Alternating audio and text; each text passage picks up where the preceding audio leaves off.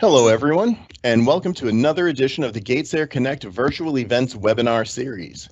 Today's webinar, TV Network Planning, SFN Design Guidelines, Gap Fillers, and SFN's Applications, is presented to you by Steve Rossiter, TV Systems Applications Engineer for GatesAir. Steve Rossiter will discuss how digital TV networks offer broadcasters more options to create total market coverage using a wide range of tools, from on-channel gap fillers to multi-frequency repeaters, and he's going to dive deep into how SFNs can help you out as a broadcaster. So definitely stick around. But before we begin, we're going to take a 3-minute break here to allow everyone who registered a chance to join. So please just sit back, relax, and we will see you in 3.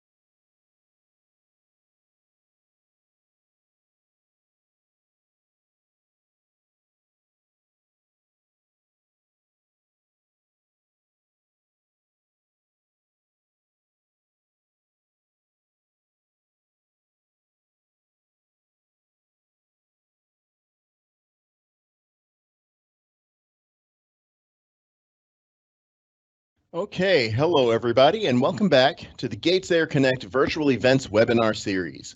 This is Keith Adams, Global Marketing Communications Manager for GatesAir, and we want to thank you again for tuning in today to this presentation. So over the last month or so, we here at GatesAir have been producing live and on-demand streaming content for our virtual events initiative, and we hope you've liked what you've seen so far.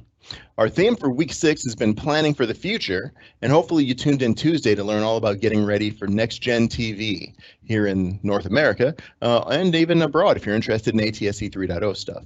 But in today's webinar, TV network planning, SFN design guidelines, gap fillers, and SFN's applications, we will hear from GatesAir TV Systems Applications Engineer Steve Rossiter, who will review technical options and equipment selection criteria for network expansion and optimization, including various planning tools, antenna selection, and other considerations for creating a seamless viewing experience for the consumer. So we're going to have a question and answer session at the end of this presentation, and we encourage you to type in any questions that you might have in the Microsoft Teams Q&A panel. I'm going to send out an announcement here on that panel so you can see where it is. And we're going to answer those questions in a first come, first served manner, so feel free to enter them as soon as you think of them.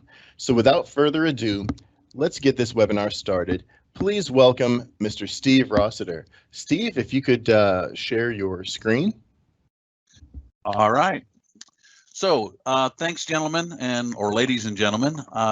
It's good that we can have a chat today.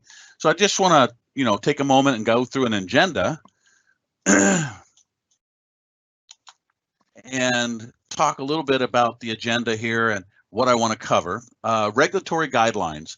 We're going to talk a little bit about that. Single frequency networks, SFN as a general topic.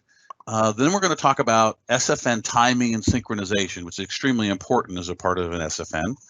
SFN coverage, and then on-channel gap filler application within an SFN.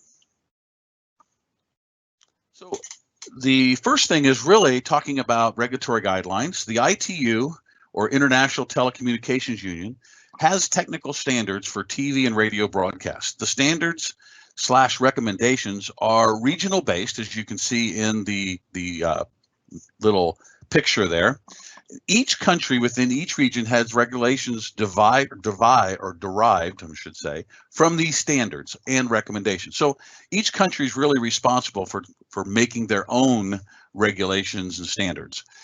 In the US, for example, broadcasters predominantly follow the standards and recommendations and regulations provided by the FCC, or Federal Communications Commission, and the NTIA, National Telecommunications and Information Administration, in addition to bilateral agreements with borders, neighboring borders like Canada, Mexico, and so on.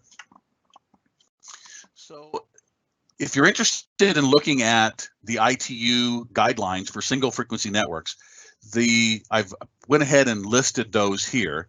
The first one is the Digital Terrestrial Broadcasting Design and Implementation of Single Frequency Networks, which is really a good read to go through.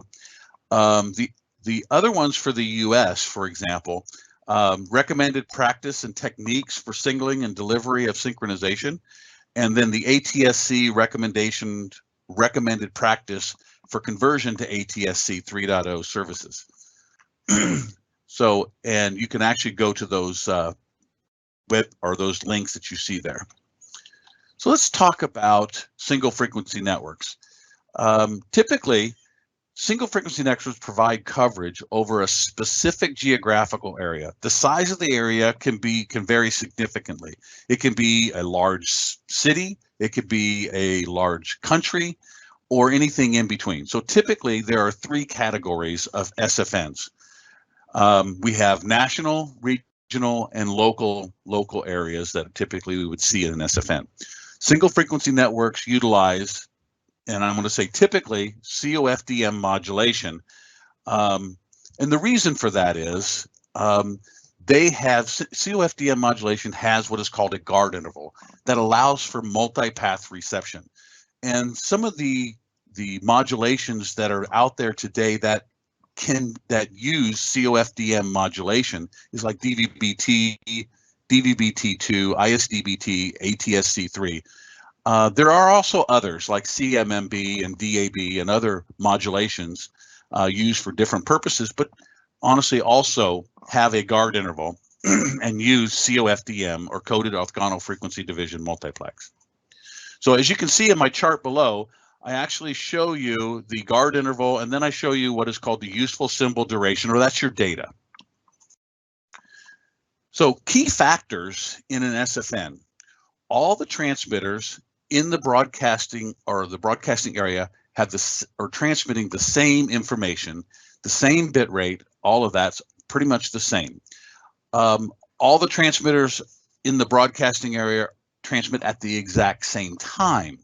There's where synchronization comes into play, okay?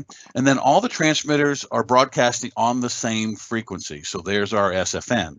Now, there's always an exception to the rule.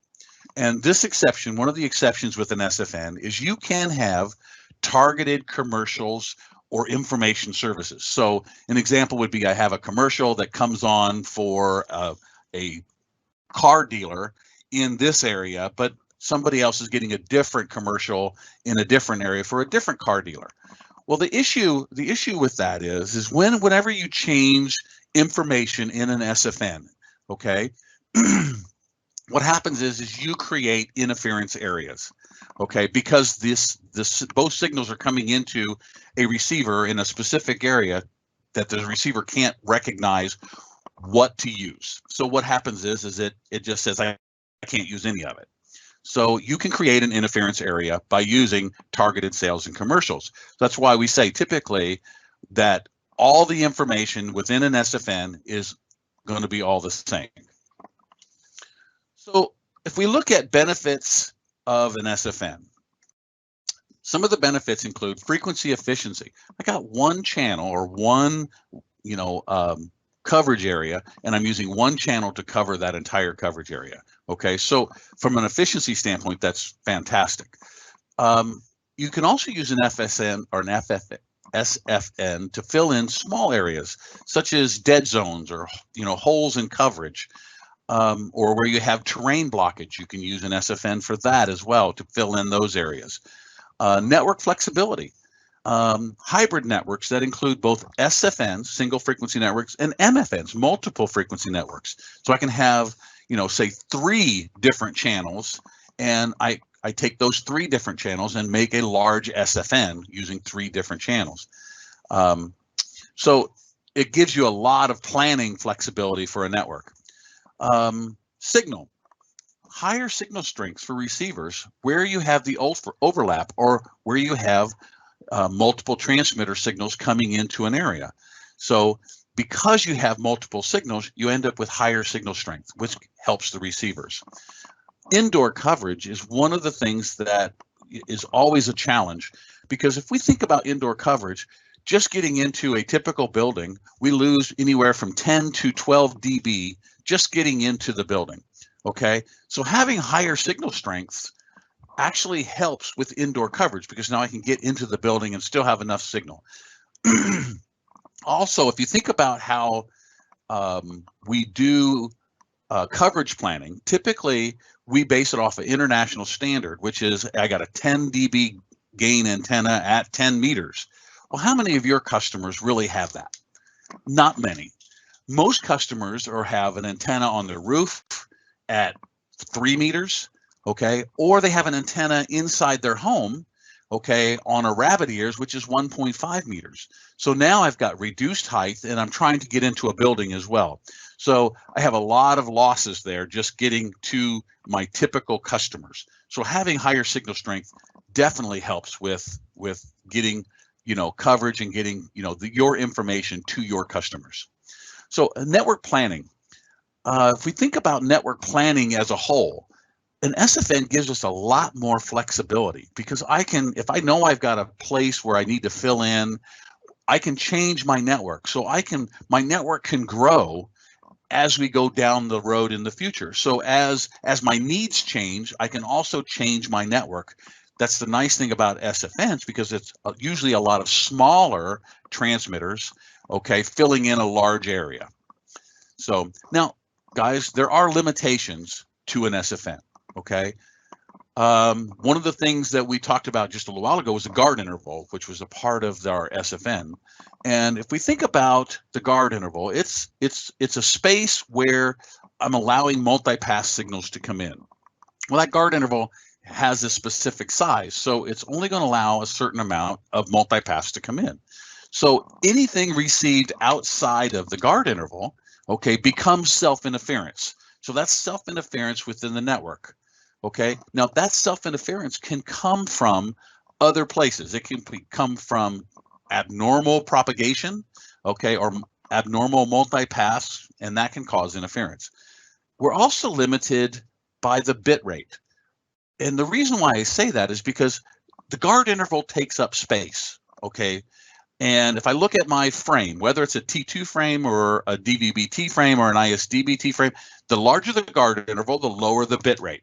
Okay, and in that case, if I have 2 sites that are really far apart, okay, I have to make that guard interval larger because I have to have more time for multipass.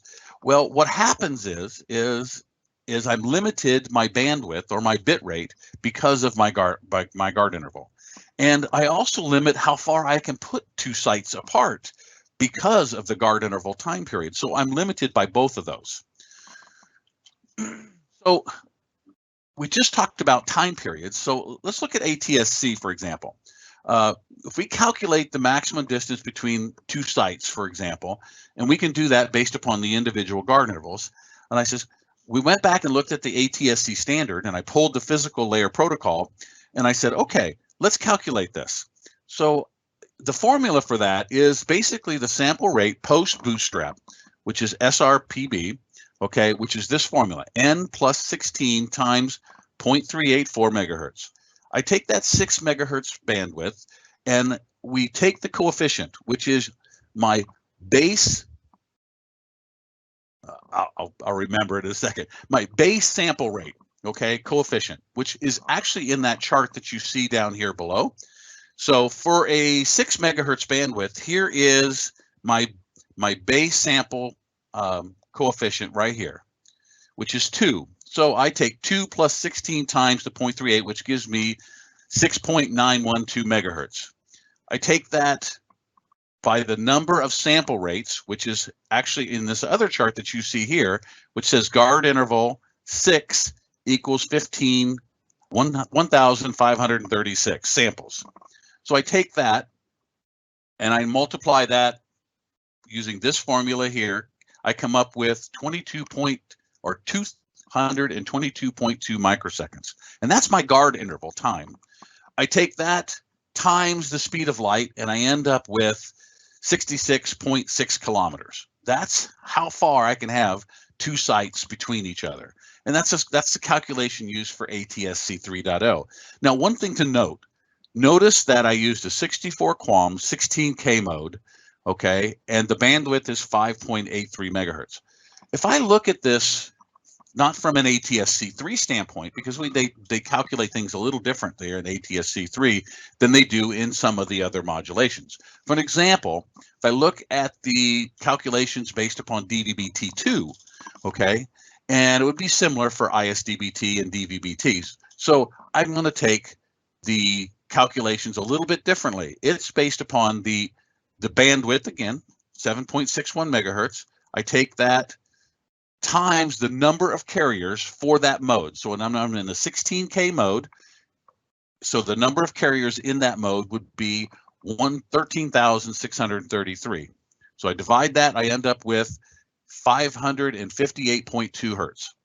Then I take that over 1 to come up with a time period. So I end up with a total symbol duration of 1,791 microseconds. And that's my total symbol duration. I take the total symbol duration, I divide it by the guard interval percentage, which in this case happens to be 1/8 guard interval that was used. So we end up with 223.87 microseconds. Take that times the speed of light, we end up with 67.161. Notice that the DVBT2, it's 64 QAM 16K mode. ATSC3 was also 64 QAM 16K mode. The only difference really is the bandwidth, and the guard interval size is an equivalent to each other. So I tried to get you to see the differences between ATSC3 and T2, and an example, this is something that you can walk through these calculations. So let's talk about synchronization, because one of the things in an SFN is keeping all the transmitters timed together. So the transmitters in SFN all work together, and they do not operate independently. So they are working together, and the data transmitted must be identical, like we said, unless you got that little exception to the rule. But they definitely have to be done all at the same time. So synchronization becomes very, very important, and it must be precisely controlled. Time synchronization actually increases in complexity as we add stations in an SFN. So if I have multiple sites, say 3 sites or 4 sites or 5 sites, it becomes even more critical. So in this example where I have 2 sites, I have my house sitting in between, but the people that live over here where I'm not in an overlap, okay, are going to receive the signal from one station. So both signals need to be received and at the same time, especially there in the center. So it all has to be received within the guard interval. So that's kind of important. So transmitters in SFN must be time synchronized. The most common way is GPS. Now, are there other methods? Yes, there is. You could, if you wanted to use like a nuclear type clocks that you had synchronized all together, you could put one clock at every site, okay, and at your studio, and say, okay, I'm going to have these all timed together and move on. But those are expensive. And GPS, or global positioning system, is a fairly inexpensive way of keeping everything timed together. So the UPS GPS receiver, or the GPS receivers in SFN, when we use GPS, we call that dynamic delay compensation. Okay, so, and it's more than just keeping everything synchronized. It's also keeping my transmitters locked on frequency. So we're actually stabilizing the transmitters as well as our synchronizing our system. Additional delay that can be added. An example would be if I have two different modulators from two different manufacturers, okay, which have processing times that are different. Then in those cases, I would add a delay to one of the sites to compensate for that difference in processing delay, okay, within the modulator itself. So we call that static delay compensation. So we can also use static delay compensation to move self-interference areas around, especially in large SFNs, okay, where I could be creating my own self-interference by getting signals outside of the guard interval. And by using static delay compensation and propagation, I can actually move interference areas over non-populated areas, such as water or, you know, forest areas that don't have people living in there. In many cases, we use both static delay compensation and dynamic delay compensation in large SFNs. So we're looking at dynamic delay compensation. So I have my typical network, as you see here. I have my transport stream, whether it be ASI over IP or an MPEG transport stream. I still have to get my data to each transmitter, and I have a distribution system to do that. So when I add a dynamic delay compensation, I add a couple pieces of equipment. One of them is the SFN adapter. That SFN adapter is called a gateway in the case of DVBT2, scheduler in the case of ATSC3. Either way, it's still adding, you know, the GPS from my multiplexer standpoint. I also have the sync system, or a GPS receiver, just in front of my modulator. Now that could be in the exciter itself, or it could be a separate GPS unit, and that provides the 1 PPS and the 10 megahertz signal. So if I look at the timing or synchronization, and it says I first have to take the GPS signal, which is the 1 PPS signal uprise that you see here, okay, and I place that into I place that time from the beginning of my mega frame, okay, to the uprise of the 1 PPS. That goes into a modulation information packet. In the case of ISDBT, they call it an ISDBT information packet. So the synchronization timestamp, the synchronization times value difference in the time between the rising edge of the 1 PPS signal and the beginning of the modulator superframe / or mega frame, depending on what modulation you're looking at. Okay, and so I'm adding that data to my signal going to my transmitters.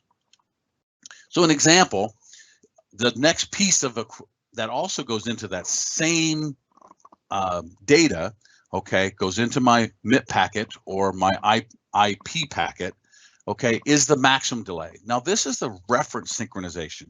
So this is looking at the entire network and going, okay, if I'm going from satellite in this case, okay, and then back down and then to my transmitter, that's got a specific time in delay.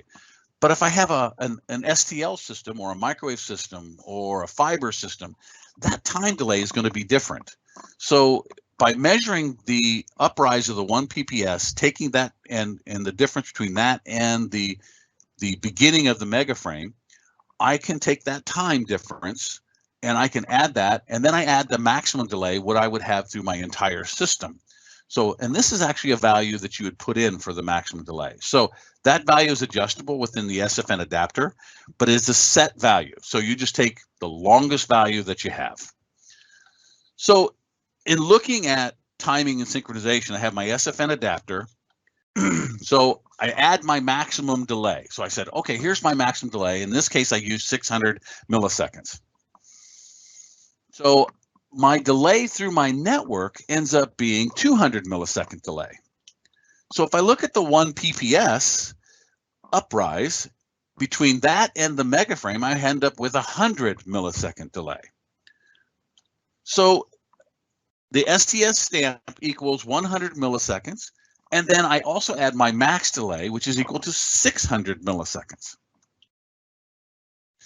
So when I get that signal to the distant end, it looks at it again and says, okay, if I look at the uprise of the 1 PPS and I look at the beginning of my mega frame again, now it's 300 milliseconds. You'll notice 100 plus 200 equals 300. So there's where that 300 milliseconds came from.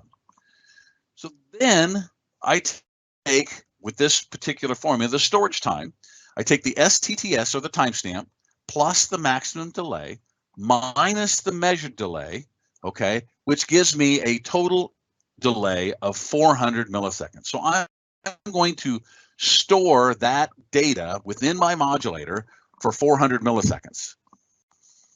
And that's how we synchronize transmitters together. So if I look at a timing or synchronization of multiple sites, okay, and I'm going to simplify this just a little bit because I'm not going to worry about the 100, but I'm going to walk through the maximum delay here. So we've got a maximum delay of 700 milliseconds. Okay, I have a time that gets from my SFN adapter all the way to my transmitting sites of 300 milliseconds for one. And the other one, I have 400 milliseconds. So I'm going in two different directions. I got two different sites, and the timing is different to each one of those sites. So if I think about this, if I take the 300 minus the 700, I'm going to delay the one site 400 milliseconds. And then my other site, because it's 400 milliseconds minus the 700, I end up delaying that site by 300 milliseconds and end up transmitting both signals out at exactly the same time. Okay. And my GPS is also being used to lock my frequency of each transmitter. So there's no frequency drift of my transmitters as well. So it's being used for both. So kind of keep going. Let's talk about coverage planning.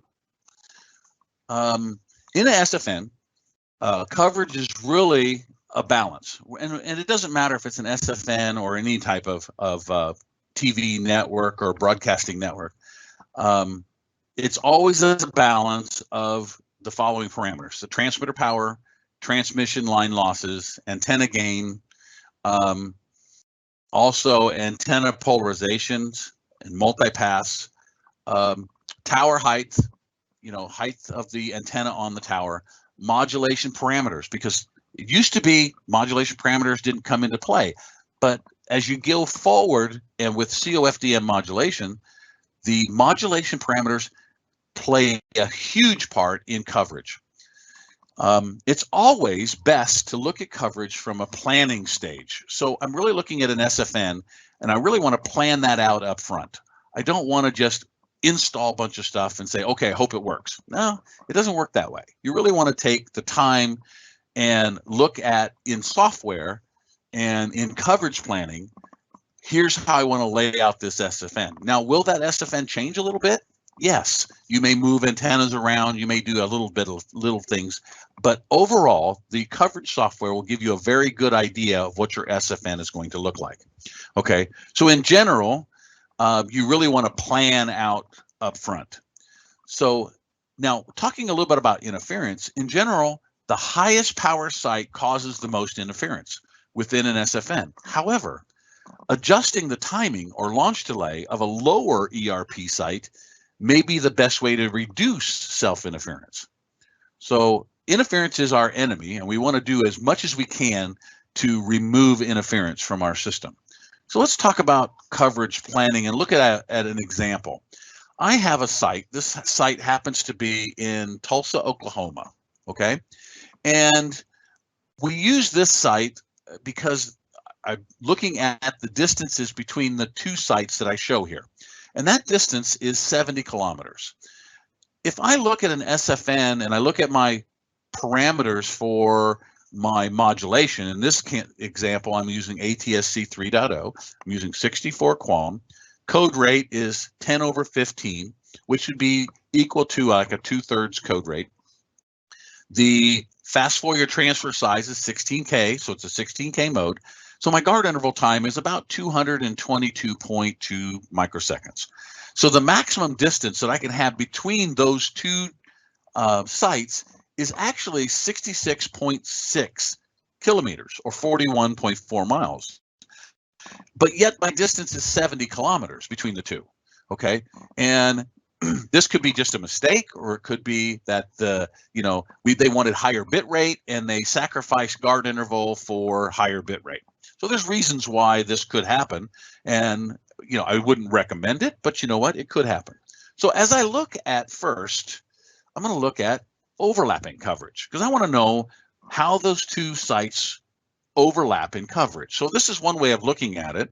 So as you can see, I have my site 1, which is the main site, and I have site 2, and you can see where I have the overlapping in the darker gray, okay? So in that overlapping area, I'm adding signal strength, okay, which is a good thing because actually in this part of the city right here is a very heavily populated area. So I'm looking at trying to get indoor coverage in that area, okay? So it's good to have that overlap there because I'm adding signal strength. Now, the downfall to this is even though I'm adding signal strength to this area that you see, because of my guard interval not being wide enough, I'm actually causing some self-interference. And the areas that you see in black right here are those self-interference areas that are being caused because I've got signals coming in that are outside of the guard interval in those locations. So that is self-interference caused by not having the guard interval time wide enough between the two sites, okay, or having the sites close enough together to stay within my guard interval, either way. So this is caused by multi-path reception and signals outside of that guard interval. So if I look at this, I said, okay, well, can I adjust this? Yes, you can adjust it. You can actually increase my guard interval size, but what happens is my bit rate goes down. So if I increase my guard interval size, my bit rate goes down. I can't transmit as much information, but I can eliminate these coverage holes or these areas where I have self-interference. Okay. The other way is to find a different site, move the two sites closer together so that I'm within that guard interval. So that's looking at an SFN coverage planning kind of up front and seeing where I would have issues. So we could also have issues that are caused by signals coming in from other sites as well, causing self-interference.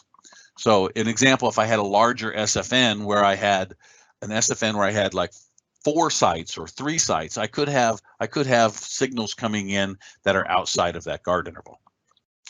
So let's look at on-channel gap fillers, because this is one of the topics that comes up a lot about, okay, what can I do to fill in a gap or a hole where I got either low signal strength or no signal strength, and I really need something there to get coverage to my customers or get data to my customers.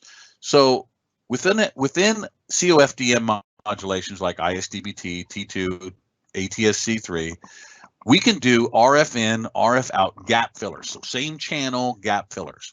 Typically, you couldn't do that with ATSC 1.0, okay, because it created multipaths, and the multipaths caused interference issues with ATSC 1, okay?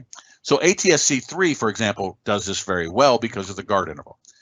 The term gap filler is normally associated with transmitted of RF receivers or systems that receive RF in and output the same channel or on-channel gap fillers. We still must keep in mind that gap fillers are a single frequency network. Even with RF in from the receive antenna, it still utilizes GPS to frequency lock all my transmitters within that SFN. So even though I'm bringing this RF in instead of bringing an ASI in, okay, I'm bringing RF in and I'm processing that. So I'm going to have a delay there too. So I've got to take into account that I have a delay in that processing of that gap filler, and then I'm going to put it back out again, okay? As with any SFNs, we still need to use modulation parameters that allow for the multipath reception to be received within that guard interval. Okay, so I've got to take that processing delay into account. So as I go forward, one of the things that we want to look at when we're looking at a gap filler, okay, we want to look at, does that gap filler have echo cancellation? Now, an echo is an inherent issue because an RF in gap filler is transmitting on the same channel. It could receive the same signal it's transmitting, causing an echo effect. And everybody knows what an echo effect is. They've talked into a microphone and you get that echo through the speakers because the microphone's too close to the speakers, and you end up with that echo effect. And it can get pretty drastic. Okay, to help reduce that effect in gap fillers, we employ echo cancellation. Now, this involves first recognizing the original transmitted signal that reappears within the receiver, and with some delay in the transmitted or received signal, once that echo is recognized, it can be removed by subtracting it from the transmitted or received signal. Okay, so here's a typical RF in, RF out display that you see here. Now, typical echo cancellation in an RF broadcast gap filler transmitter is going to be somewhere between 10 to 15 dB. So another way of adding to reduce echoes or add isolation, okay, is to add vertical isolation, okay? In other words, I'm going to physically move the two antennas apart. And that's a vertical space between the receivers and the transmit antenna that can add isolation, reducing these echoes as well. Okay, so as I move them farther apart, I can increase the isolation between the two antennas. Now, there is more than just vertical isolation. I'm showing the formula here for vertical isolation, but you can have horizontal isolation as well in combination with vertical isolation to do what is called slant isolation. Well, those calculations start to get a lot more in depth, but you can add additional isolation between two antennas by actually moving the receive antenna around on a tower. So that's why earlier I said you may adjust things. You may put this together and say, okay, I'm going to have 30 meters or 20 meters between the two antennas, but then I'm going to go, oh, well, if I add, 2 meters of horizontal isolation, I get more isolation by doing that. And it may be something that you do in the field later on to move that antenna around, so that way you can get better isolation between the two antennas of a gap filler, the receive and the transmit antenna. So it's in some cases it becomes a game. So the other thing that you can do is you can use patterns, the actual elevation and azimuth patterns within an antenna, okay, to help reduce the signal between the two antennas or add additional isolation. Typically, every pattern or every antenna has a gain, and everybody knows that. But there is a gain when you put two antennas, even back to back, like you see here, where the gain back here is very low. There's still a gain between the two antennas. And I have some isolation here, but I still have this gain. And also I have some gain by these lobes off of the elevation portion of the pattern. As you can see in my graphical representation here, I have this lobe right here. That lobe could cause interference. So that is a gain. So I've got to look at that and go, okay, what can I do with my antenna patterns to help with an on-channel gap filler or help with an SFN? The next thing that you can do is you can add polarization differences. Antenna polarization is another way of adding additional isolation between the receive antenna and the transmit antenna. The two polarizations shown here are considered linear or orthogonal to each other, and this allows for a given polarization of an antenna to only receive its intended polarization. So if I'm transmitting on horizontal polarization and I'm receiving horizontal polarization, it's fine. It works out great. But if I'm transmitting on a horizontal polarization and trying to receive that on an antenna that's vertically polarized, I'm going to have a lot of isolation between there, or I'm going to have a lot of losses. So polarization isolation can provide up to 30 dB of isolation between the receive and transmit antennas just by changing the polarization, vertical or horizontal. Now, there are a number of different polarizations. You can use slant polarization. You can use, right-hand polarization if you're looking at CP, and left-hand polarization, adding different amounts of isolation for each type of polarization differences. So that's another way of adding isolation between the receive and transmit antennas in a gap filler. So looking at this in practice, if I take, and I'm going to use Tulsa, Oklahoma as another example. If I look at an area that has weak signal strength or low signal strength, okay, and I look at a site and go, okay, what can I do to help this get signal strength in this area? That being add an on-channel gap filler. So as shown here, I have both a vertical and a horizontal polarization on my main antenna, which my main antenna is right here. Okay, this is the FCC contour. Okay, here in the US, which is 41 dB microvolt per meter for this particular one. And you can see this area right here has very little coverage. You can see it's very spotty, but this is a highly populated area, very dense population. So as you can see, if we put a gap filler or something in this location, we could fill in this area and actually increase the signal strength and get signals into and to our customers, and a reliable signal to our customers. So we're going to employ a gap filler, not a large one, 125 watt gap filler with echo cancellation. We're going to use some space isolation. We're going to reuse the receive and transmit antennas, directional receive, and transmit gap filler antennas, about 9.5 dB peak gain, and polarization isolation, vertical polarization received antenna, because we have a vertical component on our transmit or our main site, and then we're going to transmit back out at horizontally polarized. Okay, so this area that I'm trying to fill did not have a whole bunch of coverage. We're going to fill that in. So using the existing building downtown Tulsa, there's a building there that is fairly tall. It's about 120 meters tall. I'm going to put this gap filler on top of this, and then I'm going to separate my two antennas, my receive and my transmit antennas, by approximately 30 meters, which you can see here. So using these modulation parameters, I have a guard interval time of 222.2 microseconds. That's a maximum distance of 66.6 kilometers, which we saw that earlier. Okay, this distance between the two sites, okay, is actually about 45 kilometers. So I'm well within my guard interval. Okay, so I have plenty of space here. So the gap filler processing delay, which we talked about earlier, I have to take into account. And this particular gap filler, which is a Gates Air gap filler, has about a 10 microsecond delay. Okay, so that's for processing. So, and it has about 15 dB of echo cancellation.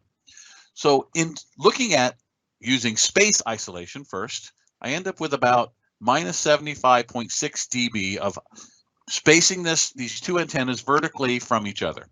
Okay, roughly 30 meters. I take the 3 dB gain, because I got to add gain for my two antennas, because my two antennas, even though they're on that tower and they're space isolate, there's still a little bit of coupling between those two antennas, and that I have to account for. So I have about 1.5 dB on my receive antenna that I got to add in, and I got another 1.5 dB on my transmit antenna that I got to add in. Okay, so that's a plus. So what I'm doing down here, I got minus 75.6 plus 3 dB. Then I'm going to add some polarization isolation. So vertical to horizontal polarization. I'm going to receive vertical and transmit horizontal. I end up with about 28 dB of polarization isolation. So my total isolation in there is about 100.6 dB plus my 15 dB echo cancellation.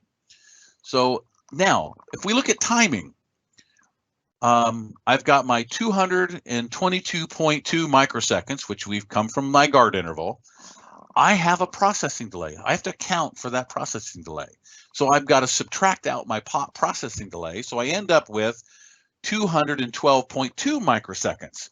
I take that times the speed of light, and I end up with 63.66 kilometers or 39.5 miles. And I know that I have about 45 kilometers between these two sites. So I'm well within my guard interval time. So I'm allowing for those multipaths to come in as well. So by looking at this up front from a planning standpoint, I can actually plan this out and have a gap filler with all the theoretical information, and I can say, okay, this should work for what we want to do. Then you take that and you go in and put that into a practical application. Get your tower, get the antennas, get them spaced apart, get all that, and then you can double check it. Now, will you or could you have to move that antenna, the receive antenna, around to get more isolation? Absolutely. Okay, but it may work right off the bat as well. So this is a way of looking at planning for SFNs going forward in the future, okay? And this happens to be a US-based place because I wanted to show something that was close to home. But this could be used worldwide. It doesn't matter whether it's DVBT2 or ISDBT or ATSC 3.0. This can be implemented, okay, and filling in gaps, especially gaps in areas that have low signal strength due to buildings. Because you think of a building and you think of that mass of concrete, glass, and steel, it acts just like a mountain. Okay, so it significantly reduces signal strength and can cause shadowing areas and things like that as well. So using gap fillers, okay, for areas like that in highly densely populated areas and or areas that you end up with terrain blockage and things like that, really significantly helps signal strength and helps get coverage to your customers. And that's the most important thing, is getting coverage to your customers. So that is the presentation. I'd like to open this up for questions if you'd like at this point, and we can go from there. Awesome, Steve. Yeah, thank you very much. Before we get into the Q&A portion of the program, I've got a couple of quick announcements. So again, please enter in your questions in the Q&A pane of Microsoft Teams, and we'll answer them in a first-come, first-served manner. And this webinar's recording will be available at the same link that you used to sign up on, or not to sign up, but the one that you're using here right now to look at the live. It'll also be available on gatesair.com and on our YouTube channel later today.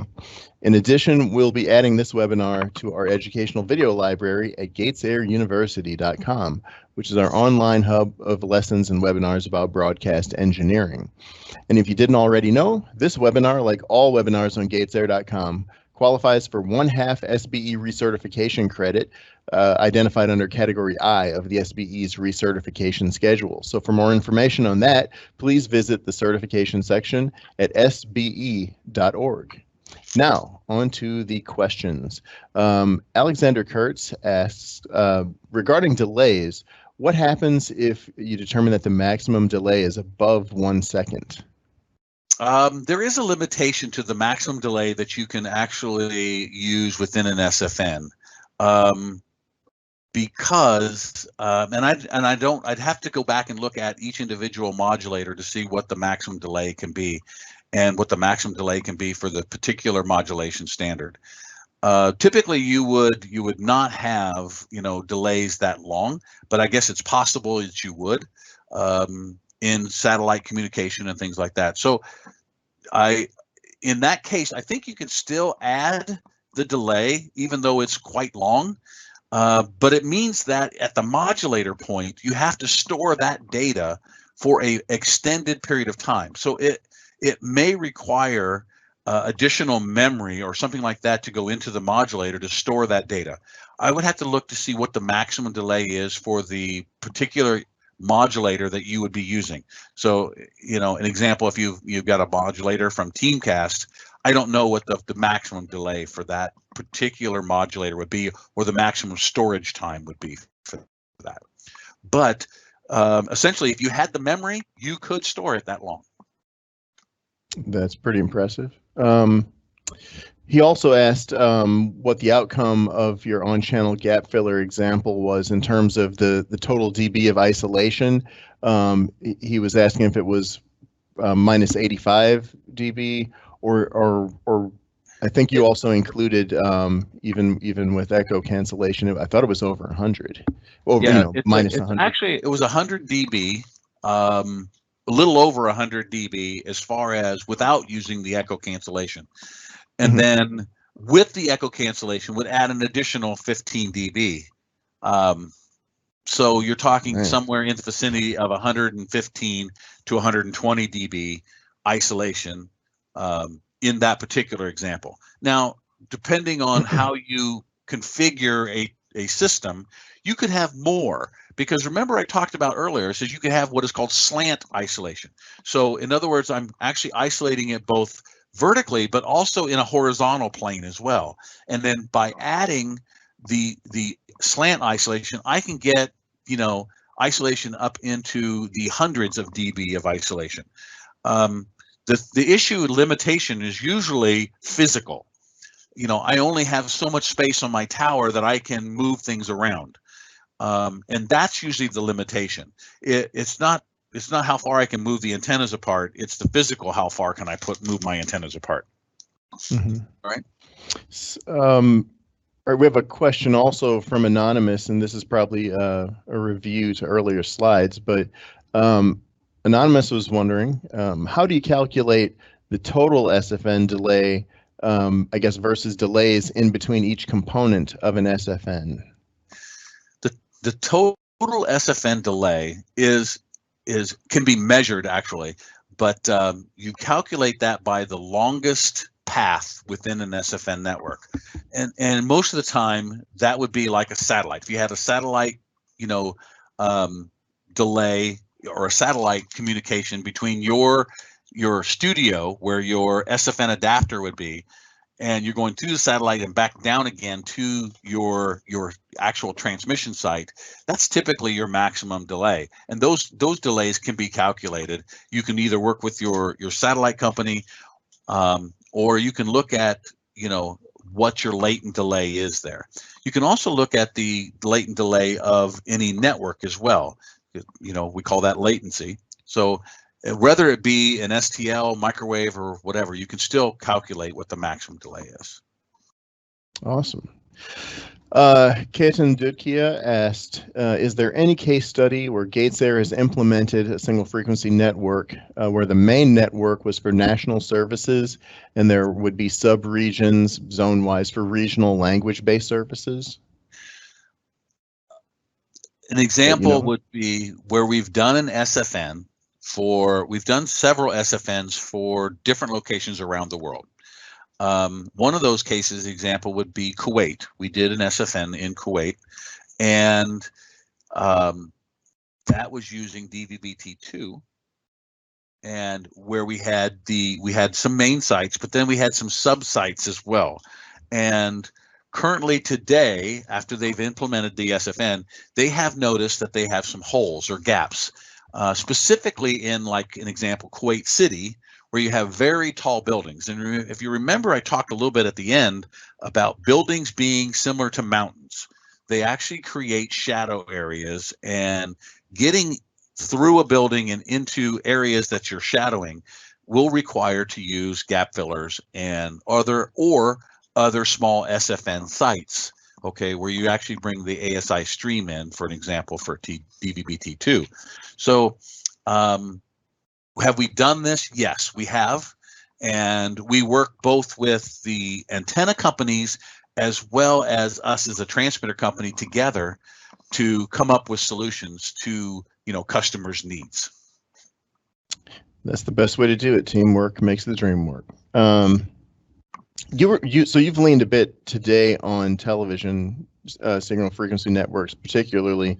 Do you mind speaking a little bit about the ability to do the same with radio networks, and if they're assuming the same benefits exist for having, a single frequency network for more signal and that kind of expansion, are there other kind of considerations like different modulations or calculations for distances between sites that are different for radio?